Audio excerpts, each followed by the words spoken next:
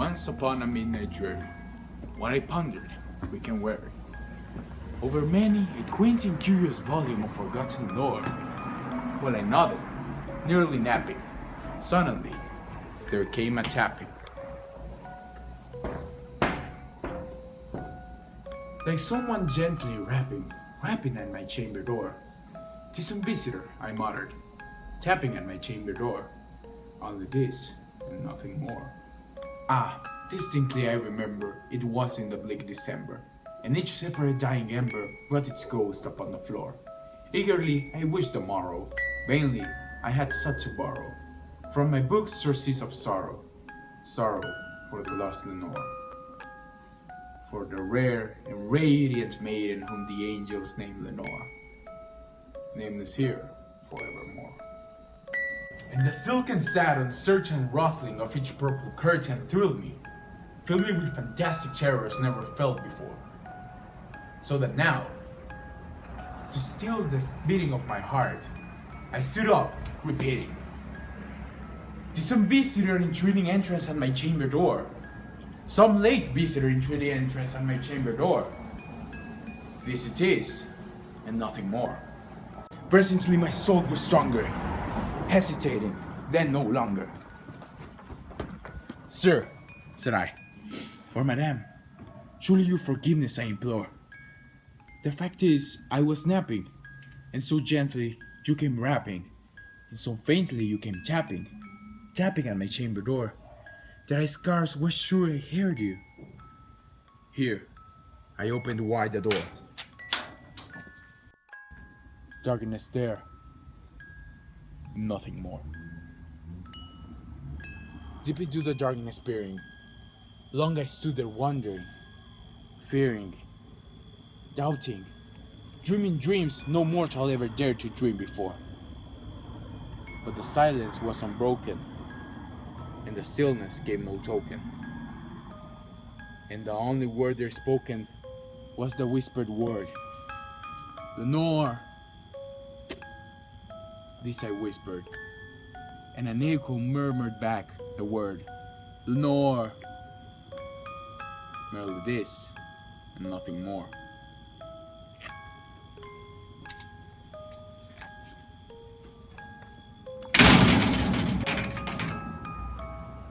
Back into the chamber churning, all my soul within me burning. Soon again, I heard a tapping, somewhat louder than before. "Surely," said I, "surely that is something at my window lattice. Let me see then what threat is, and this mystery explore. Let my heart be still a moment, and this mystery explore. 'Tis the wind, and nothing more."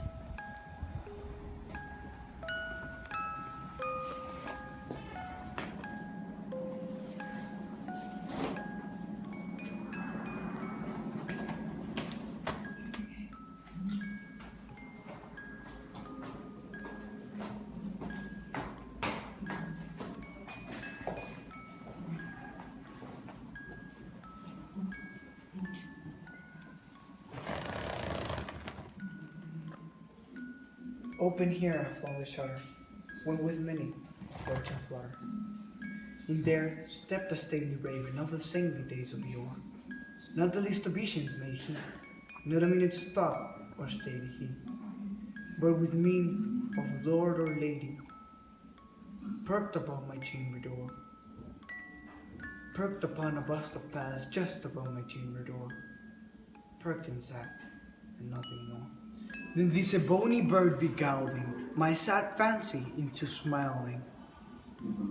By the grave and stern decorum of the countenance it wore, though thy crest be shorn and shaven, though I said art sure no craven, ghastly grim, an ancient raven, wandering from the nightly shore, tell me what thy lordly name is on the night's Plutonian shore.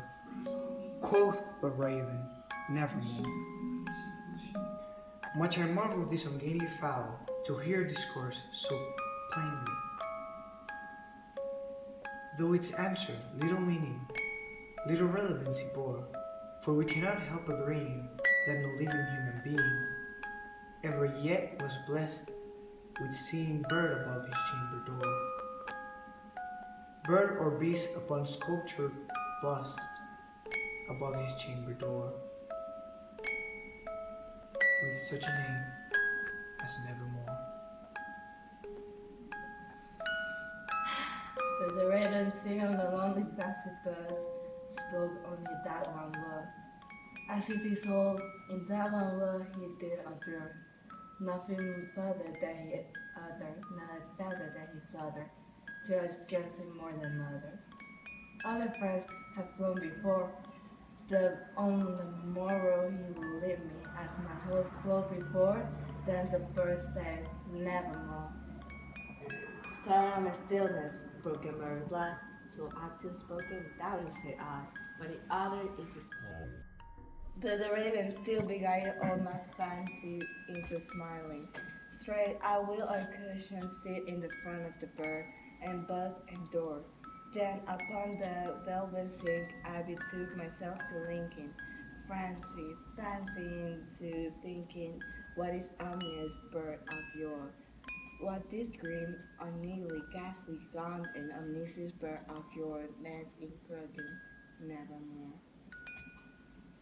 This I said, guessing, but not syllable present, to the fall whose fiery eyes burn into bosom core.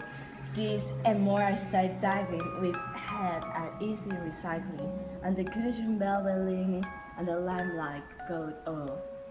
But whose velvet violet leaning with the lamplight going o'er, she shall press nevermore.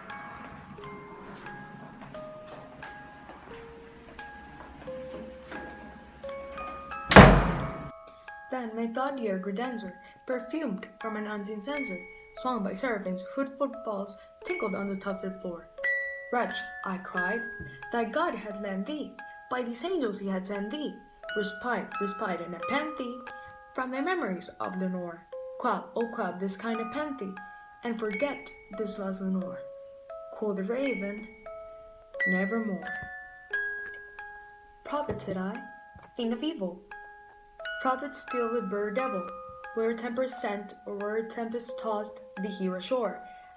Desolate yet all undaunted, on this desert land enchanted, on this home by horror hunted, tell me truly, I implore, is there balm in Gilead?